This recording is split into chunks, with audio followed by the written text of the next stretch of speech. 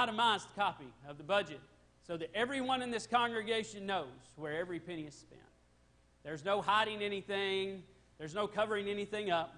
The elders want us to know, what are we using the money that's collected for? Is it being used to the glory of God? See, there's a lot of people that lack faith in giving because I don't really know what my money's being used for. These fine elders have made it abundantly clear what we're using our funds for. But then in some ways we say, well, maybe I don't agree with what the funds are being used for. I don't mean to offend you, but let me ask you this. If the men in charge, being put in charge, under the guidance of God, have decided A, B, C, and D in this itemized budget, this is what we're going to use our funds on, for us to question that, is it not then a lack of faith? Do we not lack faith because we don't maybe agree with how they're being spent? For instance, I made a comment this past Friday morning. I'm at Milton High School. and I have 10 bags of sausage and bacon biscuits for the football team. Yeah, somebody's like, man, yeah, breakfast. Oh, yeah, I forgot to eat that today. And had a conversation with Coach Lees, and he was thanking us for that.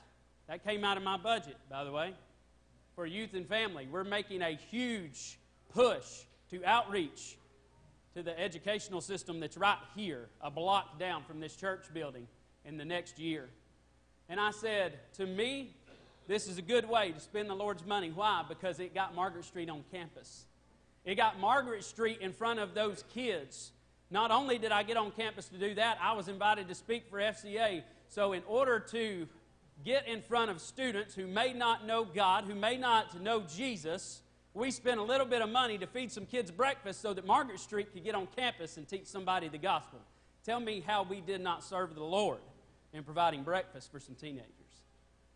You see, some people will be like, well, I think that's a waste of the Lord's money.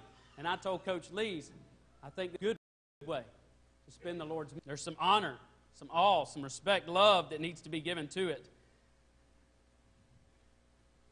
We call these things that we do in worship acts. I've never really liked that word. And here's why.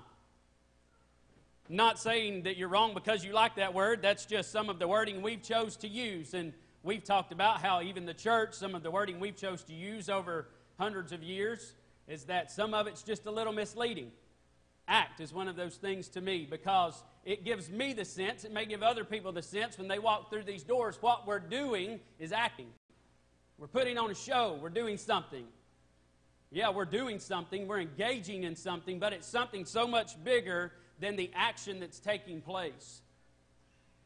If we worship and we don't connect with God in worship, in singing, then we're just moving our lips.